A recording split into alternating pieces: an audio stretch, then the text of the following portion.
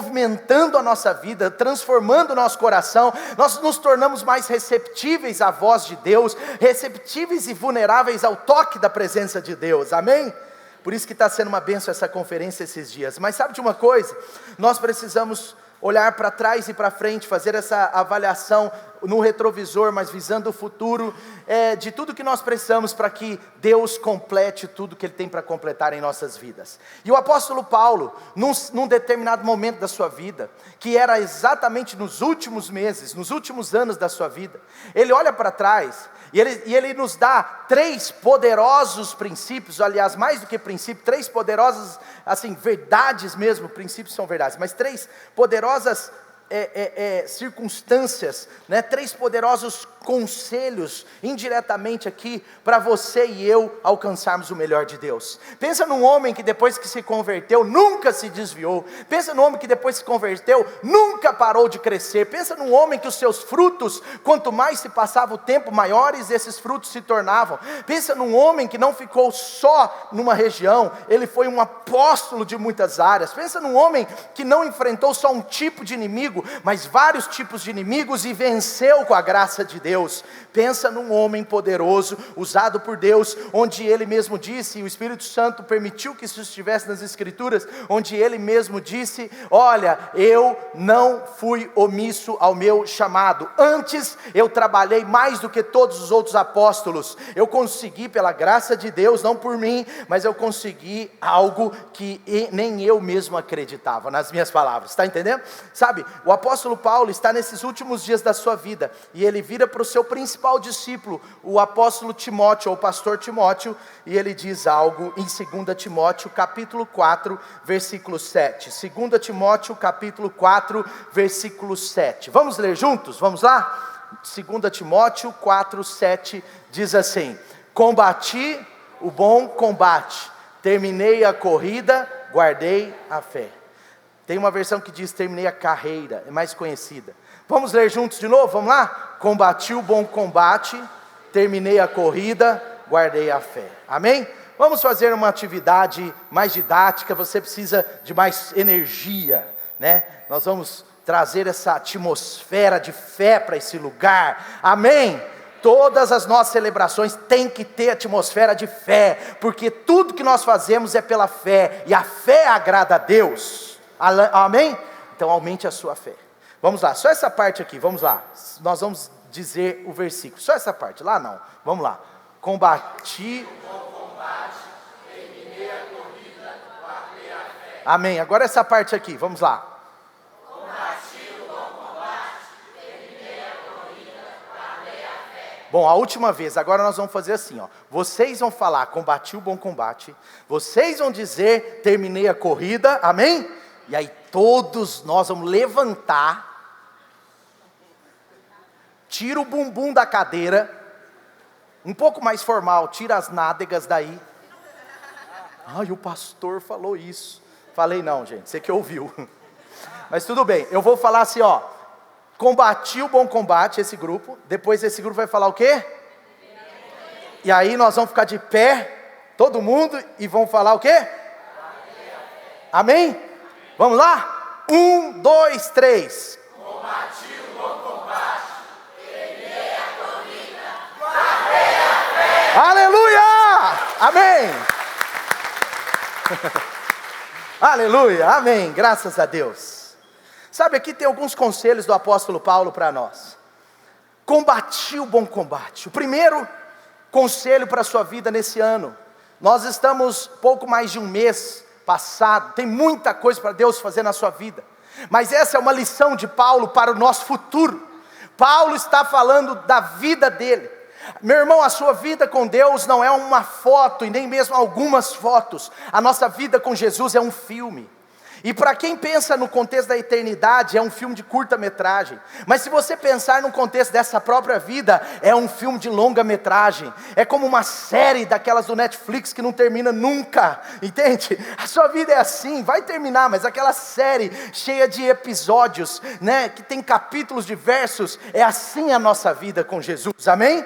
Agora, se nós quisermos caminhar de forma melhor esse ano, primeira coisa, o apóstolo Paulo está dizendo, você precisa combater o bom combate. Se ele está falando bom combate, é porque tem combate ruim, tem combate que não é para nós. Nós precisamos saber as batalhas que temos que lutar.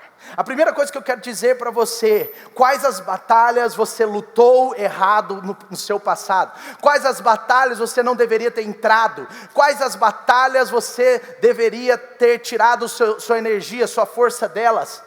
Porque o que o apóstolo Paulo está dizendo, eu não lutei todas as batalhas, ele está dizendo, eu lutei a boa batalha, eu lutei o bom combate, foi esse combate que eu lutei. Se Paulo está dizendo assim, é porque existem combates na nossa vida, certamente que não são legais, que a gente se cansa, que a gente se desgasta. E no final da vida desse homem hipermaduro na fé, cheio de frutos, um homem que escreveu a maioria das cartas pastorais, um homem que o seu ministério foi o que teve o maior nível de expansão, um homem que tinha pastores e talvez centenas de pastores formados no seu período, e principalmente nas regiões mais difíceis, humanamente falando, do evangelho entrar, combatia o bom combate. Sabe, na palavra de Deus nós vemos homens que tiveram vitórias na sua vida, mas não porque lutaram todas as batalhas, mas porque lutaram as batalhas certas. Você percebe em 1 Samuel, no capítulo 17, 1 Samuel capítulo 17, Davi, antes de ser rei, Davi escolhido de Deus, ungido para um propósito, mas antes disso, Davi está percebendo que tem uma batalha acontecendo. Golias está enfrentando o povo de Deus, Golias estava afrontando indiretamente, aliás, diretamente, o próprio Deus. Ele vinha todos os dias e falava, quem é de vocês que vai guerrear comigo? E o povo de Deus estava à beira de se tornar escravos, eles estavam à beira de se tornar dependentes do inimigo.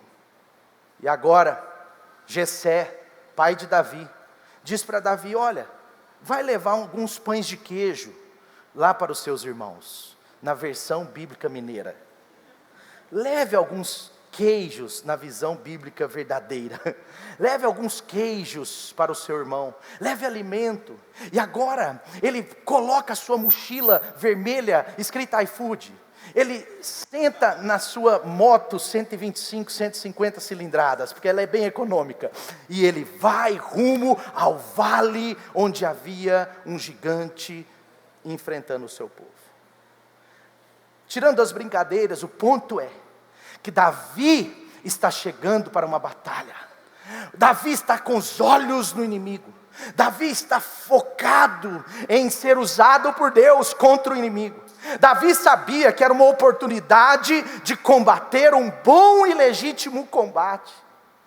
Mas sabe o que acontece? Todas as vezes que nós estamos em direção a um combate legítimo, a uma batalha legítima, o inimigo vai tentar nos distrair, porque ontem nós aprendemos que antes de nos destruir, ele vai nos distrair. Sim ou não? Mas sabe de uma coisa?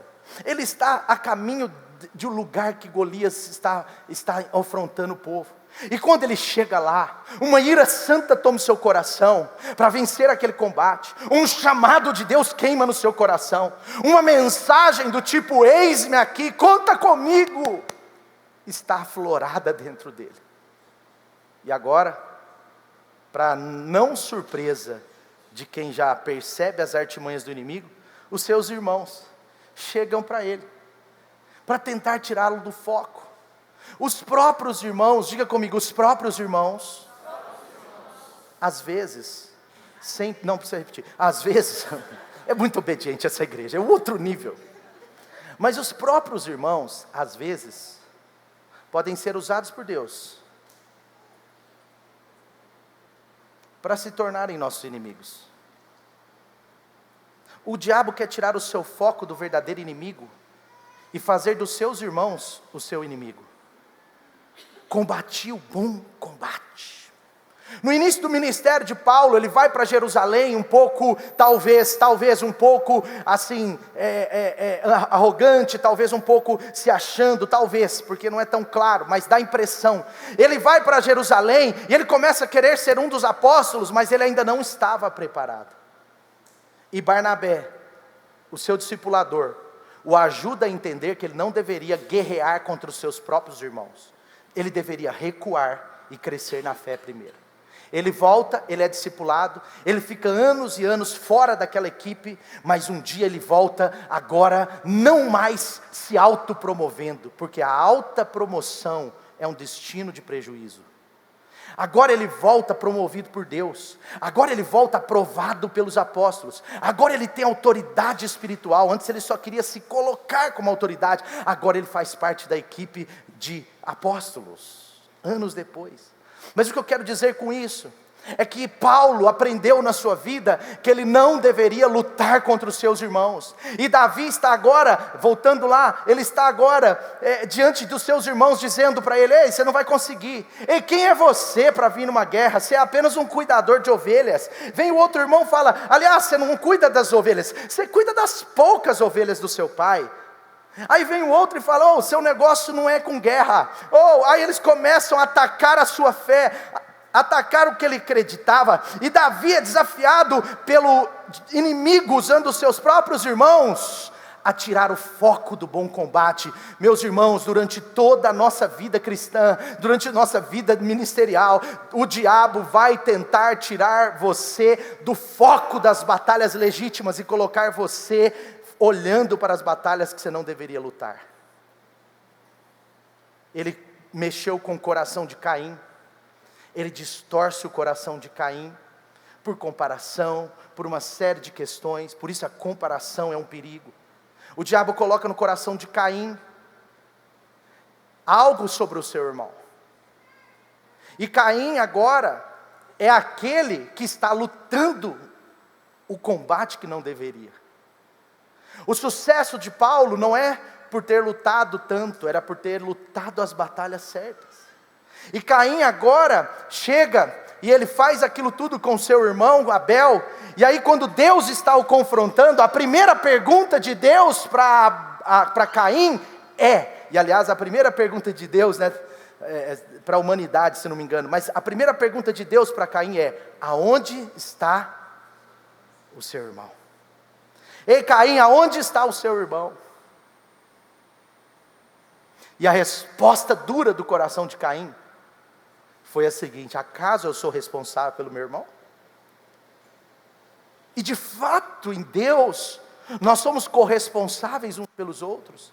Deus nos chamou para a gente cuidar uns dos outros. Deus nos chamou para a gente amar uns aos outros. Deus não te chamou para lutar contra os seus irmãos. Deus não nos chamou para quebra de unidade. Deus nos chamou para a unidade, porque o bom combate não é entre nós. Quantas pessoas perdem o foco? Se Davi tivesse perdido o foco e parado para lutar com seus irmãos, ele não teria vencido Golias. Quantos estão entendendo? Amém? Combati o bom combate. Combati o bom combate. Queridos, tem muitas batalhas que o diabo quer nos colocar para nos tirar das batalhas legítimas que Deus quer nos dar a vitória. E o problema é que as batalhas legítimas, Deus é responsável, Deus é o maior responsável de nos dar as vitórias, mas as nossas batalhas, quem nos dará a vitória?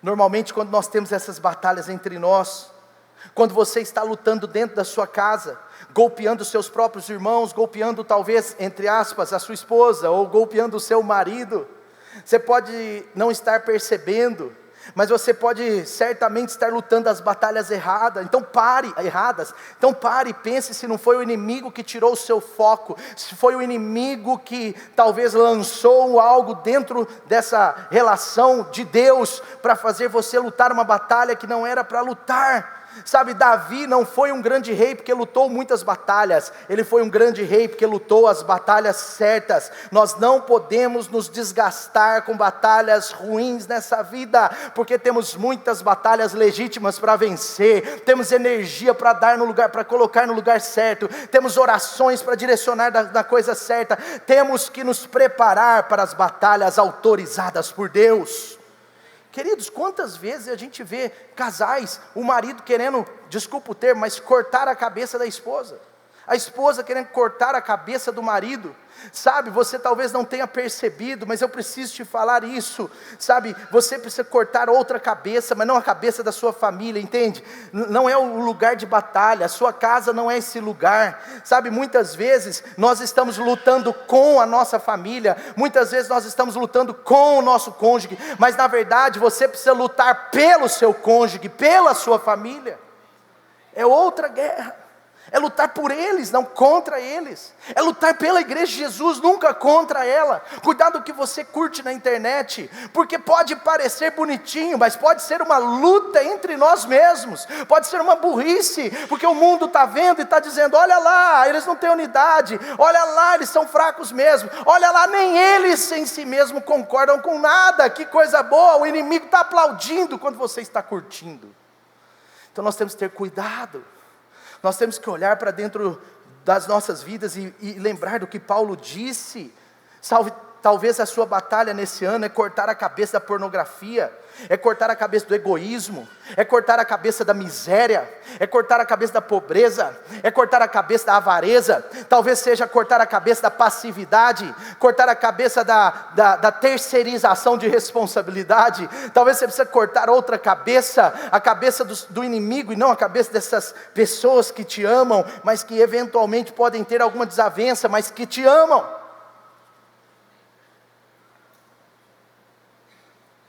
Amém? Sabedoria é saber lutar é saber quando lutar e saber quando não lutar. Que batalhas você precisa lutar? Combati o bom combate. Eu posso olhar para trás da minha vida. Eu posso olhar para os meus 30 anos de ministério. Eu posso olhar para os milhares de frutos que eu tenho por toda a região. Em Éfeso, em Gálatas, na Galáxia. Eu posso olhar em Corinto. Eu posso olhar para tudo que Deus me usou para construir. E eu posso dizer com muita certeza que eu combati o bom combate. Por isso que os frutos são visíveis. Queridos, não lutar todas as batalhas não é uma fraqueza. É uma sabedoria de Deus. Fraqueza é entrar em batalhas que não são legítimas e se acabar, se desgastar naquilo que não é legítimo para a sua vida. Jeremias 48, nesse mesmo contexto, um conselho para você nesse ano. Jeremias 48, 10, é muito conhecido esse texto. Ele diz assim: maldito é aquele que faz a obra do Senhor relaxadamente. Maldito é aquele que faz a obra do Senhor relaxadamente. Só que ele continua, ele fala assim: maldito é aquele que retém a sua espada de derramar sangue. Eu quero falar uma coisa com muito carinho para você, principalmente você que já está aqui há mais de um ano. Se você está chegando, talvez isso daí vai se tornar uma realidade para você num futuro. Mas principalmente você que já está engajado, você que já foi batizado há 6 meses, 1 ano, você que já está fazendo parte firmemente da igreja, uma célula, preste atenção numa coisa, com muito carinho estou te dizendo isso. Normalmente, quem não está engajado diretamente com a obra do Senhor, está se desgastando em batalhas que não deveria. Normalmente, uma pessoa que está só nas suas próprias batalhas, não está envolvido com as batalhas diretamente do Senhor. O que esse texto está dizendo é uma espécie de um alerta para nós. Olha, vocês precisam pegar a espada, porque tem uma batalha chamada obra de Deus. É uma batalha legítima, é uma batalha maravilhosa, é uma batalha que transforma vidas, é uma batalha que salva vidas, é uma batalha que restaura vidas, é uma batalha que restaura famílias, restaura casamento, é uma batalha que vai impulsionar essa nação para ser a nação que Deus quer que seja. É uma batalha saudável, maravilhosa, mas a pergunta de Deus é: você está envolvido nela? Porque muitas vezes, as pessoas que não estão servindo diretamente na obra de Deus, são pessoas que não tiveram ainda a revelação do equilíbrio entre as batalhas que precisa estar envolvida. Um bom combate de Paulo foi o seu trabalho pela expansão do Evangelho. Quando Paulo olha para trás e fala: combati o bom combate, ele está olhando para trás dizendo: eu trabalhei por esse negócio. Eu trabalhei, eu coloquei as minhas mãos. Olha, minha vida tem marcas por causa desse trabalho. Ninguém pode falar que as minhas mãos são lisas. Olha, vejam os calos nas minhas mãos. Ninguém pode falar que a minha vida não tem marcas. Ninguém pode falar que eu nunca fui traído, porque só não é traído quem não está no trabalho. Só não é atacado quem não está trabalhando. Se você está com a espada nas mãos, por isso que o profeta Jeremias, dotado de um coração do próprio Deus, ele diz assim: olha, não pode reter a espada de derramar sangue. Todo mundo que é salvo recebe uma espada, e essa espada é para o trabalho da fé, essa espada é para o trabalho de ganhar pessoas, de batizar, de discipular. Eu louvo a Deus por essa igreja, porque aqui centenas e centenas e centenas de pessoas estão com a espada nas mãos, derramando sangue. Isso é muito pesado para uma geração hipersensível, mas está na palavra. Eu juro, não sou eu que estou falando, é o profeta Jeremias, dotado do Espírito de Deus. Amém ou não? Não se assuste com isso. É uma metáfora, é uma forma de falar. Ele está dizendo: olha, você está numa batalha, e se você, dentro de uma batalha, não usar sua espada, alguém usará a espada contra você. A espada te protege na obra. Gente que trabalha para Jesus está mais protegido do que aqueles que só assistem os que trabalham. E essa mensagem é para todos nós, mas principalmente para você que já é de Jesus há mais tempo. Por quê, pastor? Porque não é do dia para a noite. Não, você se converte, você tem a espada, mas você começa a aprender a lidar com ela. Você começa a ter disposição, o Espírito Santo começa a te mover, é um processo. Mas o grande ponto é que esse processo precisa acontecer. Talvez no ano de 2026, você precisa olhar para Deus, preste atenção, você precisa olhar para Deus e dizer: eu quero combater o bom combate da obra do Senhor. Talvez você precise olhar para Jesus e falar: me usa, Senhor, me usa mais na célula. Deus, eu não quero ser apenas um crente de banco, eu quero ser um crente ativo, eu quero estar engajado, eu quero servir no ministério, eu quero ser usado pelo Senhor na célula. Eu quero ser um crente não 007 secreto lá no meu trabalho. Eu quero ser um crente que testemunha, que fala do seu amor. Eu quero ser usado por ti. As minhas espadas, ou a minha espada, não estará limpinha no final desse ano, ela estará cheia de vitórias. Eu venci muitos inimigos, porque Davi, quando ele chega naquela obra, ele se colocou no risco. Ele disse: eu irei, e ele foi de verdade até o fim, até que Golias caísse. Amém? Outra coisa, tá chique hoje, hein? Era copo de requeijão, agora colocaram uma taça de rei. Isso daqui foi por causa da conferência, viu, gente? Não é por causa de mim, não. É porque a Anne Reis pregou aqui, o Juan. Mas Dani, hoje à noite você vai tomar numa dessa. Prepare o seu coração. Outra coisa sobre o bom combate, preste atenção. Muitas vezes nós queremos também lutar as batalhas legítimas, mas que a espada não deve estar nas nossas mãos e nas mãos do Senhor. Quantas batalhas nós vimos nas Escrituras que foi o próprio Deus que venceu? Quem que derrubou as muralhas de Jericó? Você já ouviu falar que barulho de corneta derruba muro? Sim ou não? Sim ou não? Não! Quem derrubou as muralhas de Jericó, gente, foi o próprio Deus, porque essa batalha era dele, era ele quem derrubaria o muro. Amém? Está comigo aí?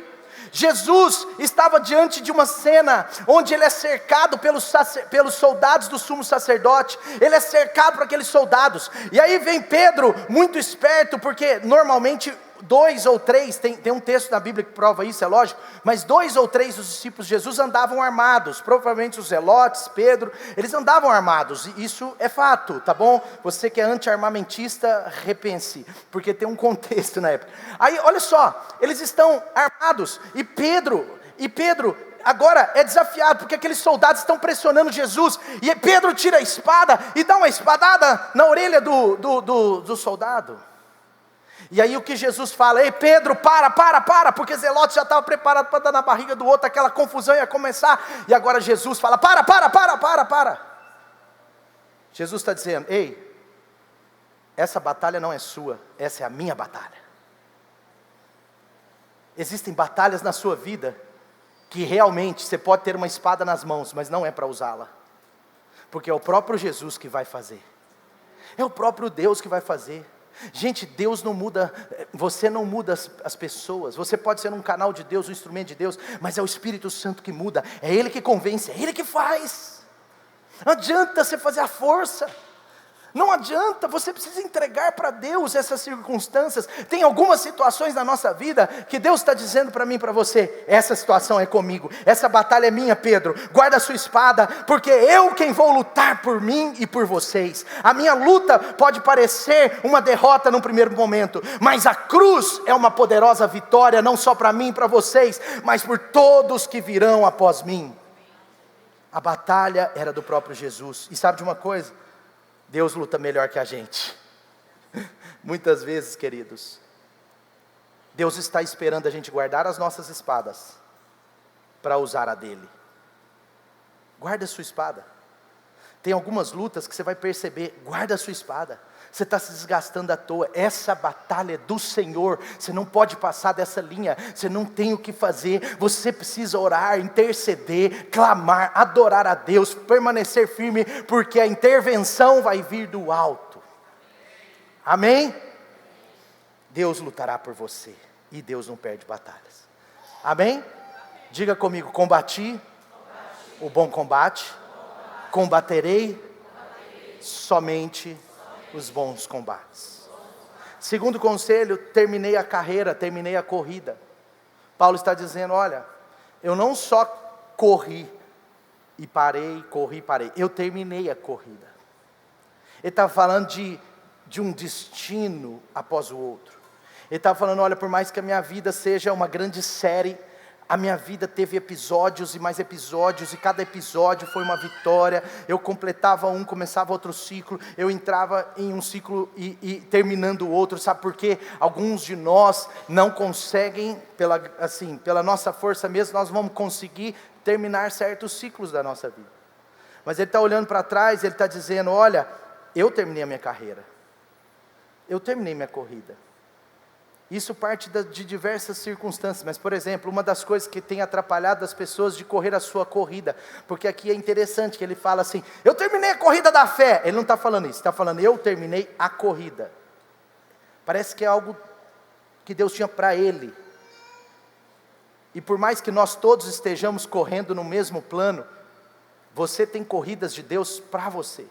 Eu achei interessante ontem, quando o Juan começou a pregar, que ele falou assim: essa palavra vai falar com todo mundo, mas ela também vai falar com você. Ele falou: essa palavra vai falar com todos, mas ela vai mexer individualmente, porque é assim que acontece.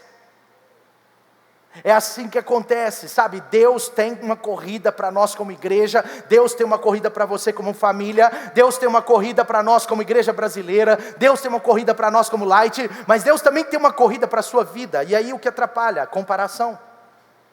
A comparação é uma arma do inimigo, e quando você se deixa ser atingido por ela, você paralisa a corrida.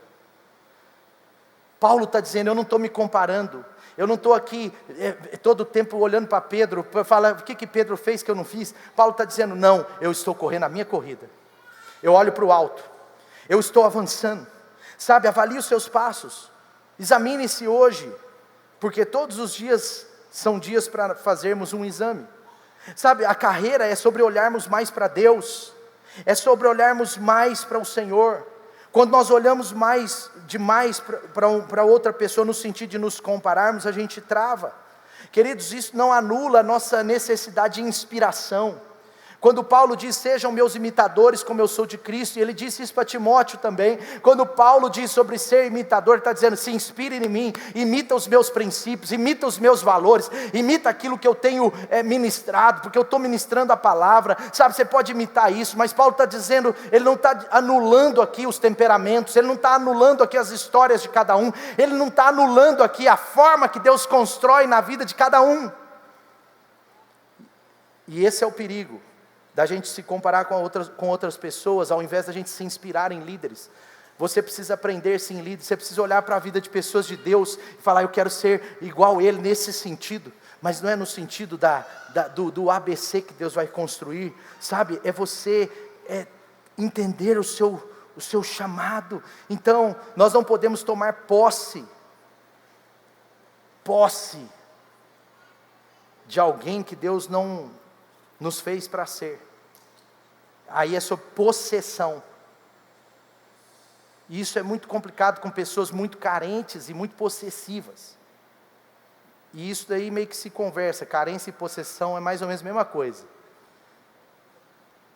Nem todo carente é possessivo, mas todo possessivo você pode ter certeza. Sabe, não é por mal, mas eu estou querendo desafiar você a não deixar isso tomar seu coração. A não deixar isso tomar seu coração. Seus olhos têm que estar no Senhor Jesus.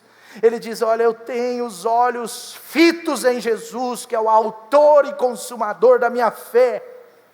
Ele está dizendo, Timóteo, seus olhos têm que estar fitos no Senhor Jesus.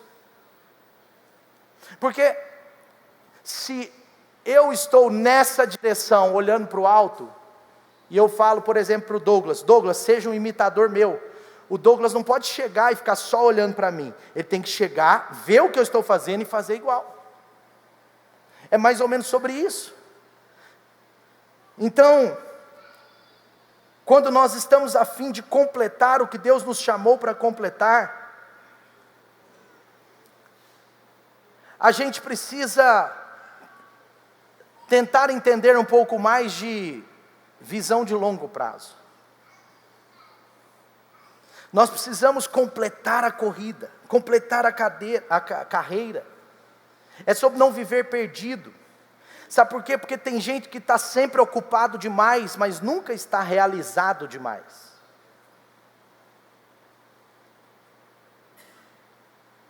Eu estava conversando essa semana com um pastor que tem uma história parecida com a minha de ministério, assim, parecida, assim, algumas coisas, mas uma das coisas que é muito parecida é que ele trabalhou durante 10, 15 anos num grande banco, depois veio para o ministério tempo integral, e a gente estava conversando um pouco sobre isso, e ele disse para mim assim, a pressão sobre mim aumentou, as dores aumentaram, as incertezas do ponto de vista humano aumentaram, porque eu trabalhava num banco, agora eu trabalho numa igreja, num certo sentido, humanamente falando, são instituições diferentes. E ele estava dizendo, a pressão aumentou, a dor aumentou, aí ele fala, a pressão interna aumentou, inclusive Paulo fala sobre isso nesse mesmo texto de 2 Timóteo 4, mas é interessante que ele virou para mim e falou assim, mas a realização tomou conta da minha vida. Ele falou assim, eu estou realizado demais. Sabe por quê? Presta atenção. Às vezes você está ocupado demais e não está realizado demais. Por quê? Porque você está fazendo muito, mas sem direção. Completar a carreira é não estar perdido. Você vai ser encontrado quando você encontrar o seu propósito. Nós temos um propósito de Deus para nós como cristãos. Nós temos propósito do Senhor, amar a Deus acima de todas as coisas, amar o próximo como a nós mesmos, né? Fazer discípulos, batizando-os em nome do Pai, do Filho e do Espírito Santo, são propósitos universais para nós. Mas e aquilo que Deus queima no seu coração? Sabe de uma coisa? Se você tem uma história de crescimento, querido, constante, você chegará lá. Agora, se você tem uma história preste atenção, se você tem uma história só de fazer, sem crescer, nós precisamos resolver isso em Deus. Porque mais importante é essa constância na direção certa do que a velocidade também. É dia a dia, de glória em glória. Então, se você tem uma história de aperfeiçoamento na fé, preste atenção, se você tem uma história de aperfeiçoamento na fé, nos últimos anos, mesmo que esse ritmo seja 50 km por hora, 40 km por hora, mas se tem uma história de aperfeiçoamento na fé, mais cedo ou mais tarde, as pessoas próximas de você verão o homem ou a mulher de Deus que você é. Não tem como, não tem como. Combati o bom combate, terminei a corrida. Mais importante do que a velocidade é a fidelidade. Queridos, muitas temporadas da minha vida, o Espírito Santo me disse, filho, precisa de mais velocidade. Preste atenção nisso. É muito fácil um pregador anular o fator velocidade, quando Deus não o anula. Em algumas temporadas da minha e da sua vida, a velocidade será muito importante. Mas em todas as temporadas, a fidelidade será fundamental. Quantos estão entendendo? Tem momentos na vida que a velocidade é diferente.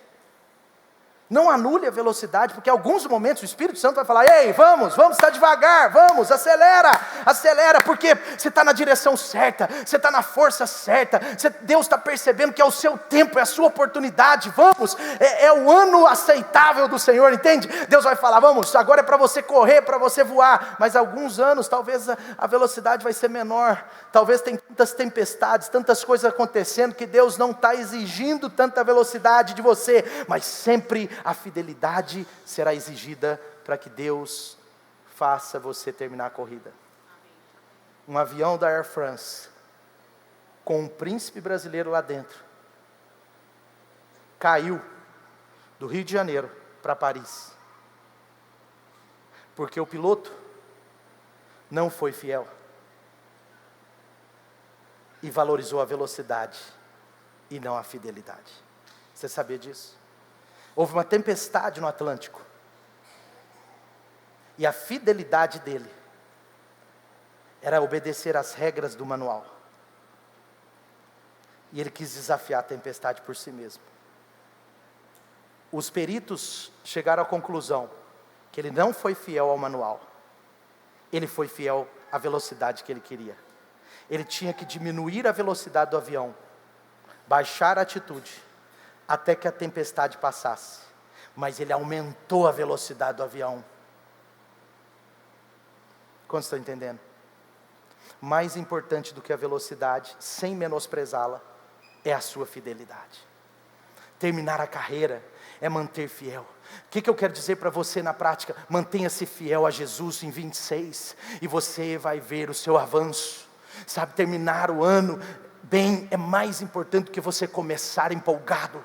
Terminar o ano bem é sobre a sua constância, é sobre o passo a passo, é sobre o dia a dia, é sobre glória em glória, é sobre você, pegar essas temporadas da sua vida, sejam elas de 40 km por hora ou 120 km por hora, mas você ser fiel, sabe, seja fiel no pouco hoje, que Deus te colocará no muito amanhã. Ele é quem promete, Ele diz: aquele que é fiel no pouco, eu colocarei sobre o muito. Então não é sobre o tanto de coisa, é sobre o tanto de fidelidade.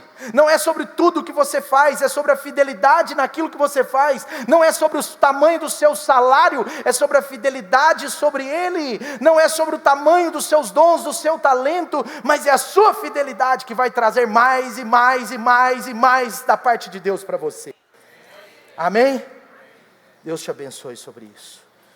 Diga assim comigo: combati o bom combate, terminei a corrida, guardei a fé. Por último, guardei a fé. Eu falei para o Juan: vacilou, você não falou? Eu falei para ele, falei: cara, você vacilou, por quê? Eu falei: cara, sua pregação foi, você só vacilou numa coisa. Aí ele: o quê? Ele já preocupou, todo pastor preocupa, que fora que eu dei. Aí eu falei: você não disse. E por último, porque se você tivesse dito, todo mundo ia falar: ah. Aí ele ficou até feliz que era só isso. Porque a Anne Reis já tinha experiência com o último. Guardei a fé. Parece que o apóstolo está terminando com o que é mais importante. Parece que o apóstolo está dando um destaque. Ele está dizendo: olha, eu combati o bom combate. Eu ainda terminei a carreira, porque no reino de Deus não é só sobre como começa. Muitos começam empolgados. Talvez aquele casal que estava ali no hotel, fantasiado, talvez aquele casal que está indo para o carnaval, um dia já esteve entre nós. É provável. Começou bem, mas se ele não voltar, está terminando mal. Sabe de uma coisa? Ele está dizendo: eu terminei a carreira. Agora presta atenção, Paulo está dizendo: eu guardei a fé. Agora olha só, deixa eu te dar um contexto rápido aqui. Paulo, nesse contexto que ele está vivendo, nesse contexto ele está terminando a sua vida, ele sabe disso, mas Paulo, ele mesmo disse, ele afirma isso em 2 Coríntios no capítulo 11, no versículos 24, 25, 26, ele fala o seguinte: olha, eu passei por muitos naufrágios, eu fui chicoteado 5 vezes pelos líderes religiosos, 39 chicotadas.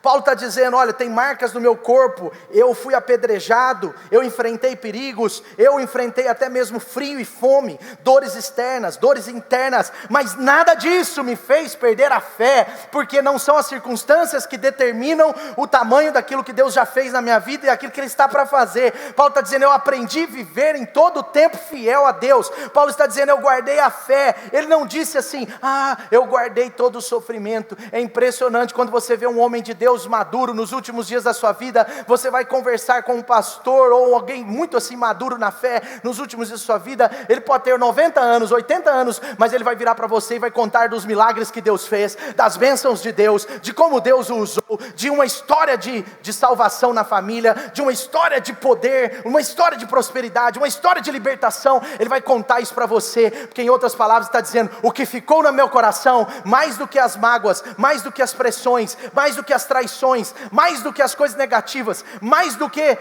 dores, mais do que qualquer rancor e amargura. Aliás, eu nem fiquei com isso. Por quê? Porque eu guardei a fé. Meu irmão, se você quiser viver o melhor de Deus para a sua vida, deixe no passado amargura, rancor, sentimento de fracasso, sentimento de pequenez, sabe?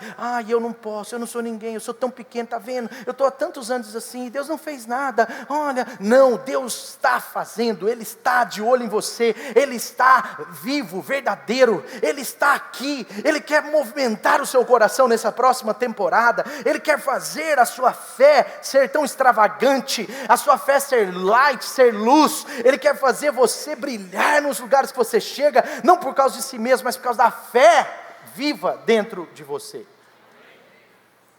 O apóstolo Paulo chega ao fim dizendo: mais importante do que o que eu sofri são os frutos que eu deixei. Porque apesar das dificuldades da minha jornada, o meu foco era a fé. Quanto mais desafios, mais fé.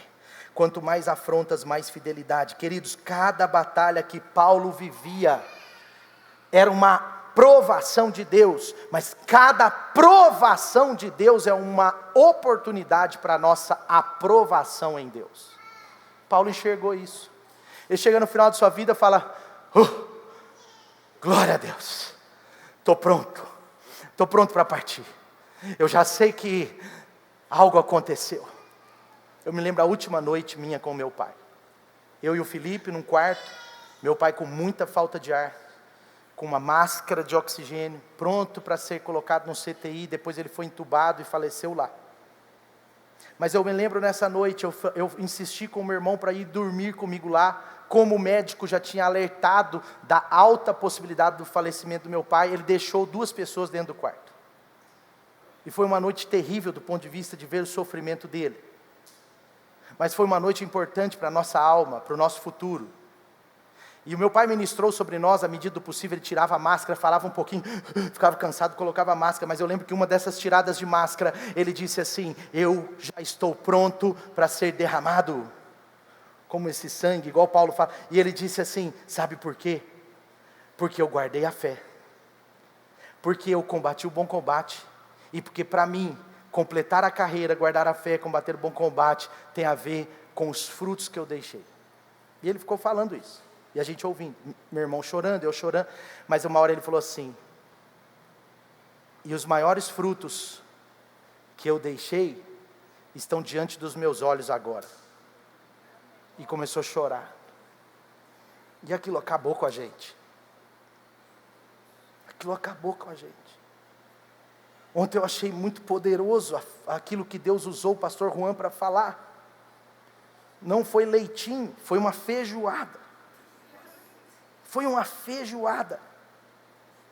E ele falou sobre a fé dos pais aos filhos. Guardar a fé também é ver os seus filhos naturais, seus filhos espirituais brilhando. Guardar a fé não é só você passar dessa vida salvo, é você ver o outro salvo, Ele me impactou falando que os idosos de 80, 90 anos da igreja dele, e ele me disse que lá tem mais de 100 idosos, porque é uma igreja de 107 anos, acho que é 107 anos a igreja lá. Mas ele me impactou, ele dizendo que ele chamou um DJ, acho que foi um DJ para ir na igreja dele, numa festa de jovens e adolescentes, e o DJ foi, e tinha vários idosos lá, e ele depois me contou, que na verdade ele perguntou para um idoso: que bom que você está aqui, você também gosta desse tipo de música? Ele falou assim: não, eu não gosto, pelo contrário, não gosto nada. Eu nasci em 1928, 1938, mas sabe de uma coisa? Eu não gosto, mas eu amo ver essa geração gostar disso. Não sei se vocês estão entendendo. Sabe, isso é guardar a fé.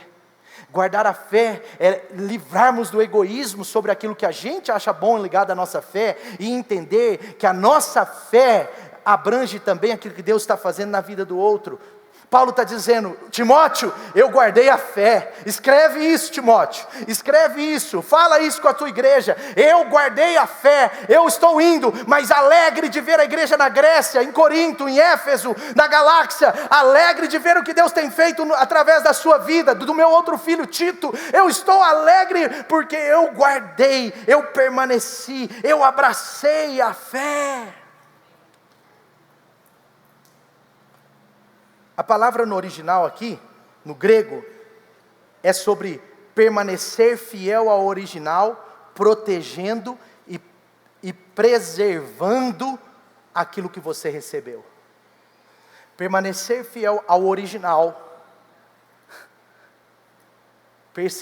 preservando e protegendo o que você recebeu. Sabe, há coisas na nossa vida que nós devemos guardar, queridos.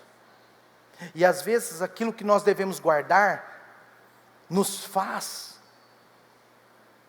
assim, nos leva a eliminar o que nós não devemos guardar. Não sei se vocês entenderam. Às vezes, para você guardar mais uma coisa, você tem que se livrar de outra.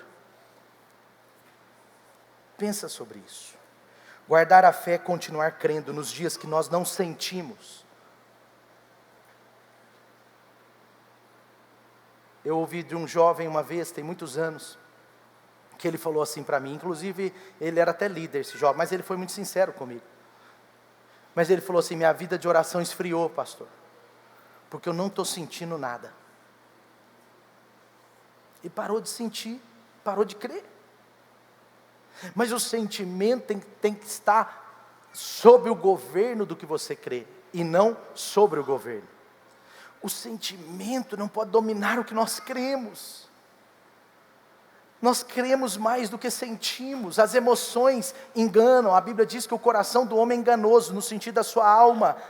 Eu participei de uma palestra recentemente, num evento dos legendários em São Paulo, com o Dr. Augusto Cury, um homem que se converteu a Jesus Cristo por estudar a mente de Cristo. Ele disse assim: eu quero ser o maior psiquiatra do mundo. E ele sentiu algo no coração dele, que um dia ele seria o maior psiquiatra do mundo. E o é. Ele tem 44 milhões de livros vendidos no mundo. E o Dr. Augusto Cury, ele falou assim: para eu ser o maior psiquiatra do mundo, eu tenho que ser o maior especialista de mentes.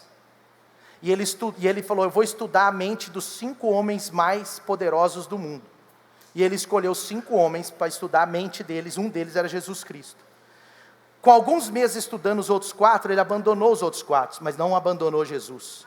Porque nos primeiros meses já percebeu que a mente de Cristo era a maior de todas. E ele começa a estudar a mente de Cristo, estudar a mente de Cristo, estudar a mente de Cristo, e ele se converte a Jesus Cristo. E se torna o psiquiatra mais famoso do mundo. Ele é convertido, ele tem um testemunho do jeito dele. Mas sabe de uma coisa? Ele estava dizendo o seguinte, e se você é psicólogo ou trabalha ligado a essa área, você vai ter certeza do que eu estou falando. Ele estava dizendo o seguinte: nada mais enganoso do que as nossas emoções. Nada mais ele usou uma palavra assim, não harmonioso. Nada mais do que as emoções para nos tirar a harmonia espiritual.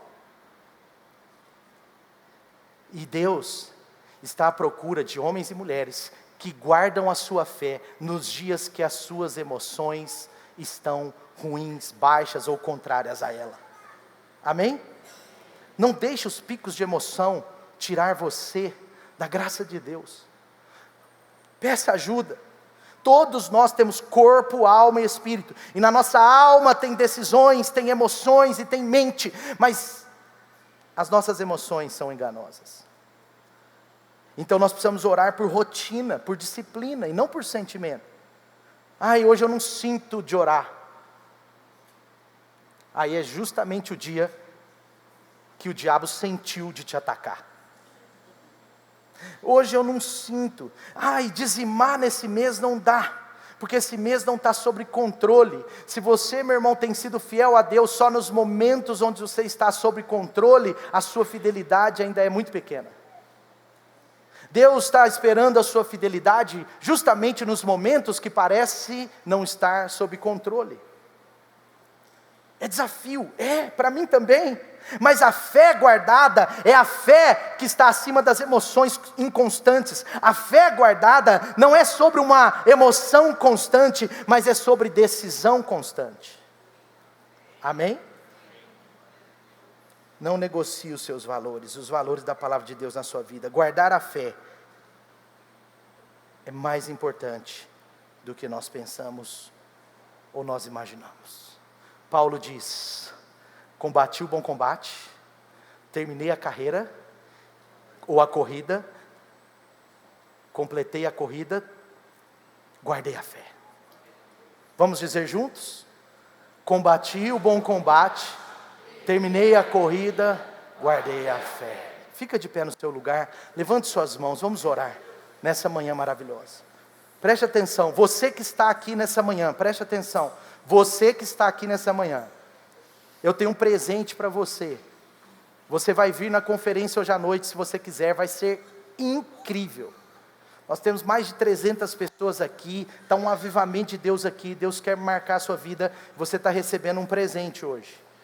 Nós queremos te dar como um presente, você vir hoje à noite, só que você precisa se inscrever. Você vai se inscrever gratuitamente para vir hoje à noite. Se você quiser vir hoje e amanhã, aí você faz sua inscrição para amanhã, tá? Mas a inscrição para hoje, se você não está na conferência, na Light Conf, você é meu convidado, você é convidado da igreja, nós como igreja, estamos convidando você para vir, de graça. Você vai só dar o seu nome, mas você precisa dar o nome. Quem que é, Iago, que vai pegar o nome? A Marília, cadê a Marília? Já está lá? Está fila lá? A Marília, ela deve estar no Kids, que ela trabalha em muitas coisas, ela é uma benção. Tá por aí. Marília sempre está trabalhando, gente, ela deve estar trabalhando, tá vendo? Mas a Marília vai estar lá atrás, pegando o seu nome, ela vai fazer sua inscrição, e hoje à noite, quando você chegar, 17h30, você vem para cá, tem Sara Lanza, pastora Dani, inclusive com a cinta de veludo, e também tem um outro pregador de fora, não vou contar quem é. Coisas ainda maiores de Deus, amém? Você está pronto, sim ou não? Quantos aqui de fato querem combater combates legítimos? Você quer combater combates legítimos, amém? Você quer terminar a corrida, amém? Sabe, você vai ser fiel a Jesus até o último dia da sua vida. Meu irmão, mesmo que eventualmente você seja tentado, você tem muito mais graça sobre a sua vida. A graça superabundou o pecado. Se você foi tentado e eventualmente caiu, você tem muita graça de Deus para te perdoar. Graça de Deus para te perdoar. Essa é a mensagem mais escandalosa de todas, é a graça. É a graça. A meritocracia é mais fácil de ser entendida, a graça só é revelada. Então receba da graça de Deus nessa manhã, para que o seu 2026 seja um ano onde você vai batalhar as batalhas legítimas. Você não vai lutar contra a própria igreja, você não vai lutar contra os seus irmãos, você não vai lutar contra eles, porque é o inimigo tentando tirar o foco seu. Teve um problema na célula, resolve o problema, não mate os irmãos. Pode acontecer, meu irmão, nós somos tudo gente, todo mundo é um pouco menos, um pouco mais complicado.